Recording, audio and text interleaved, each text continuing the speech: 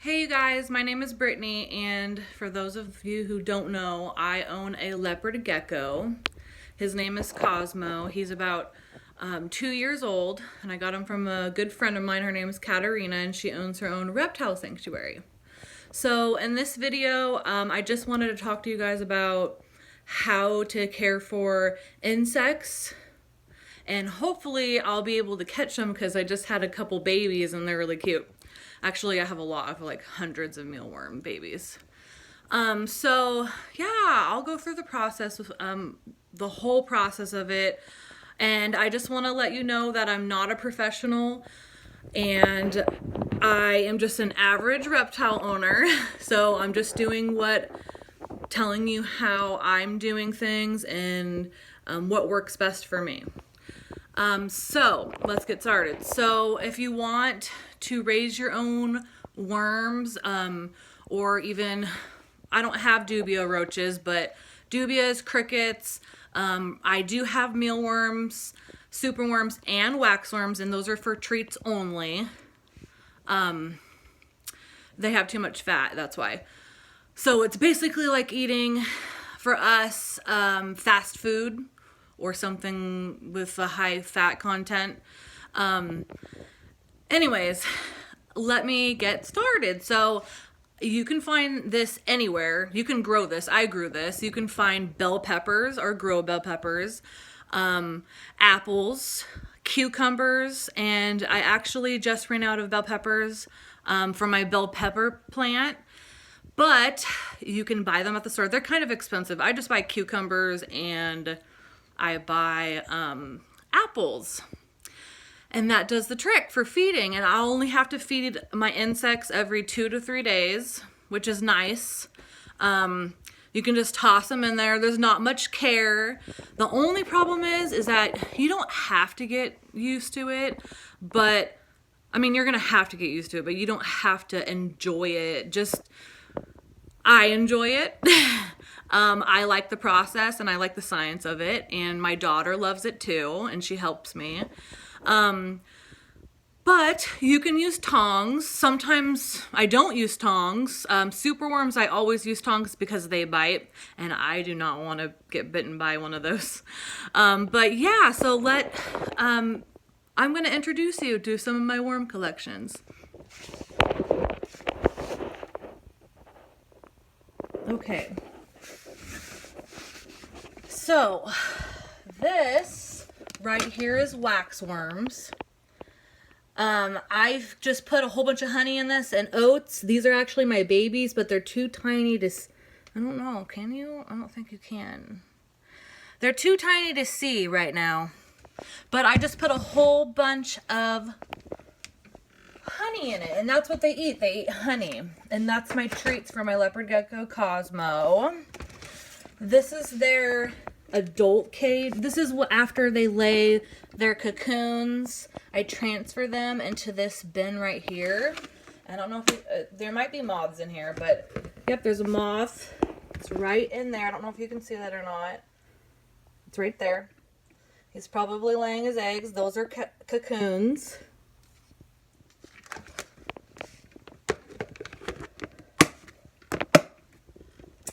One thing about waxworms is that if they get released into the wild, or the moths do, any of them, they will destroy honeybees' nest, which is bad for the environment, obviously, so I'm feeding them to my gecko. Okay, so this one right here, these are my beetles. This is actually my superworm beetles. This is the third stage, when they turned actually after the pupate stage, they hatch from that, and then they turn into the beetles so that they can lay eggs. And actually in this cage right here, there is babies in here, but they're actually smaller than my mealworms because they have a very slow process. They pupate. I don't know if I'm even saying that word right, but yeah, I think that's how you say it. Pupate. They pupated. Anyways, I think that these babies are gonna get a little bit, probably in a week, they're gonna be about the size of my mealworms, which, so in order for the superworms, and I'll show you superworms right now, actually, because I have them right here. They're huge. They like to burrow themselves underneath the oats. And I just get oats from the store, just base, you know, regular oatmeal. And I put, here's my cucumbers and here's my apples. I'm actually in the process of feeding them again. So this is what a superworm looks like. It's huge. Here, I'll show you. It's so big. I do not want to get bit by these. I got a lot of them. Actually, I don't have any mealworm right now. I have the baby mealworms, but I don't have any of the big ones because I ran out. So this is Cosmo's main source of food for at the moment until they get bigger, which probably in the next couple weeks. And these are my mealworm babies. I don't know if you can see this or not. Let's shake it up. But if you look closely, you'll see some mealworm babies in there. I'm trying to get some actually. I don't know if you can see that, but the whole entire thing is moving. Can you see that?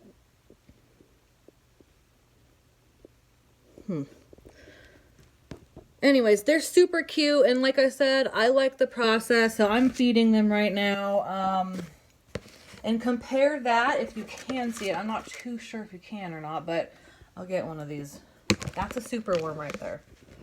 Can you see how big that is? That's full size superworms. And the mealworm babies are the same size. They go through the same sizes as the superworm babies, but like one of these mealworm babies in here isn't even long enough. Look, I don't know if you can see it or not, but they're not even as long as one of those oatmeal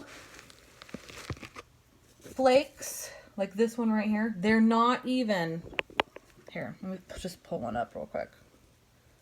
They're not even as long as one of these. And there's hundreds in here. Actually, my mealworms turned out really, really good. I have about 30 mealworm beetles. I'm going to show you that container right now.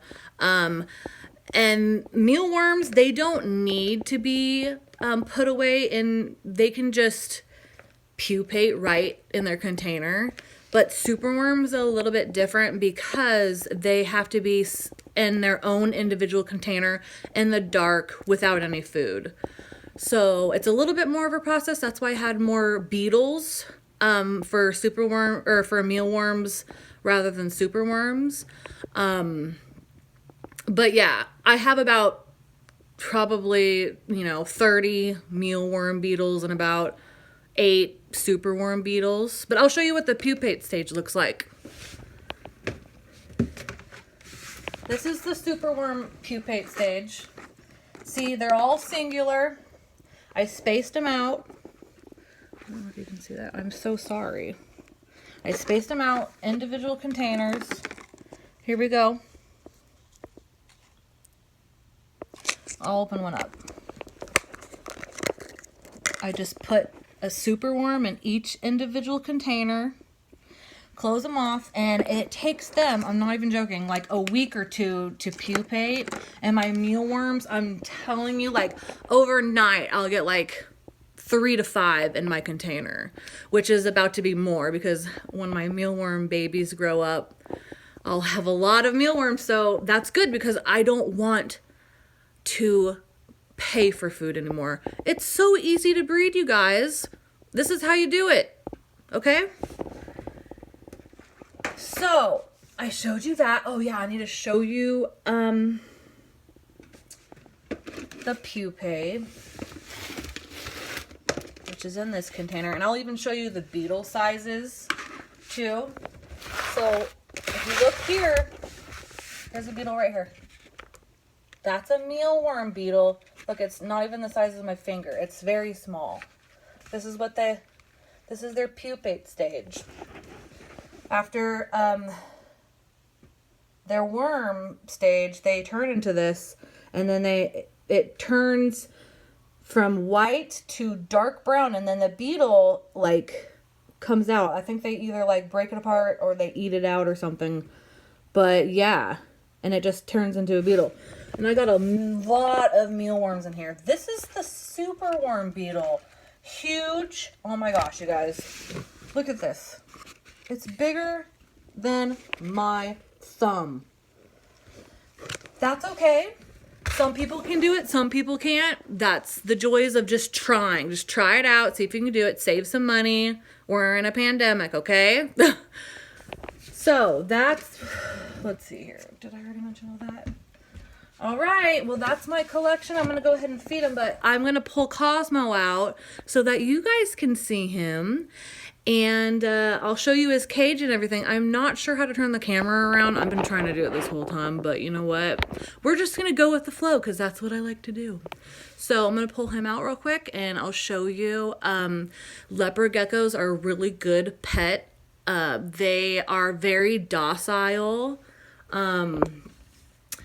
For all you reptile owners out there, probably the equivalent of a ball python docile. They don't, I'm not going to say never bite, but I had a ball python and he was really docile.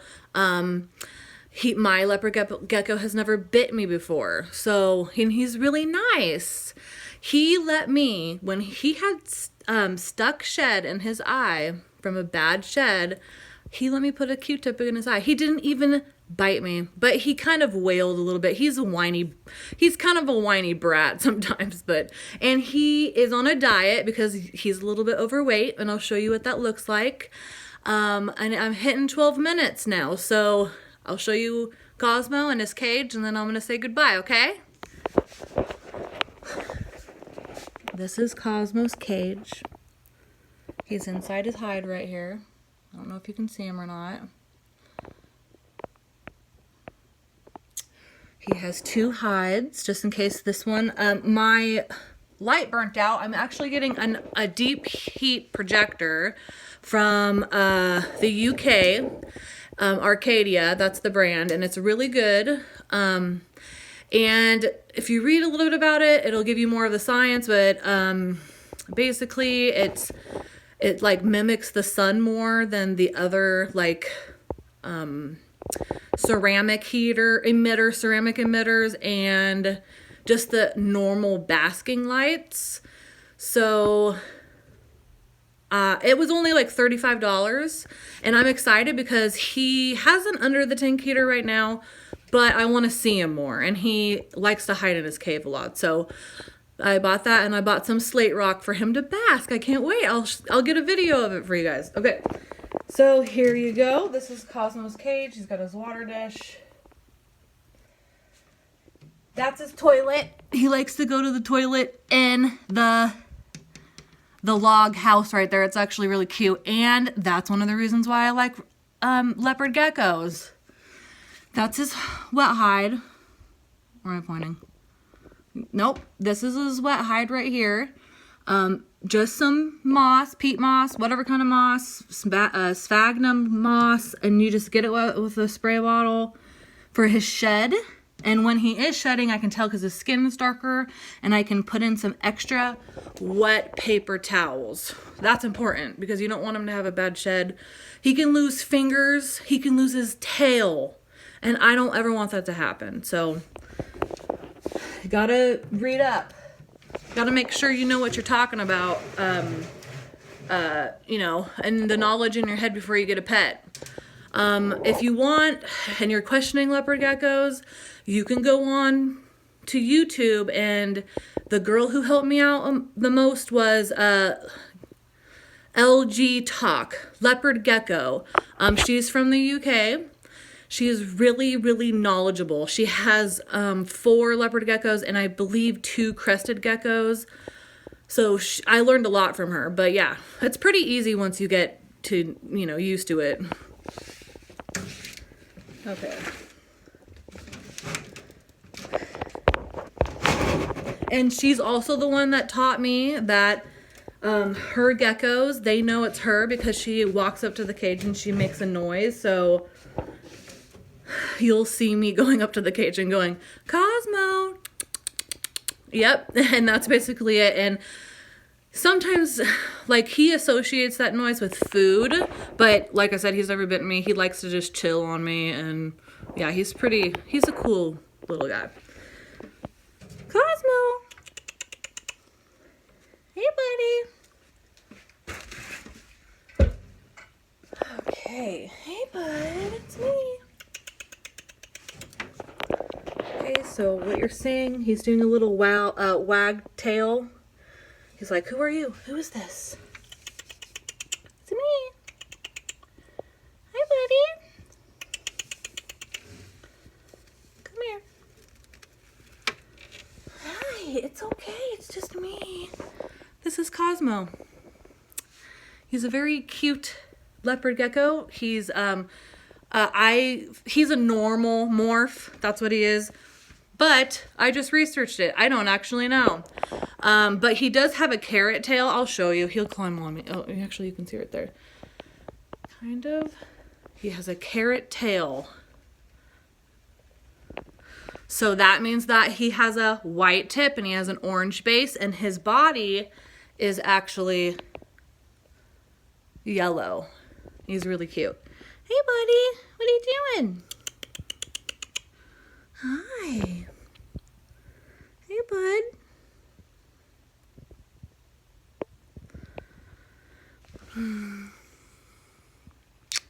Hey, buddy. Okay, well, I'll put him on my lap so you guys can see a little bit more what he does. He's a cute little guy.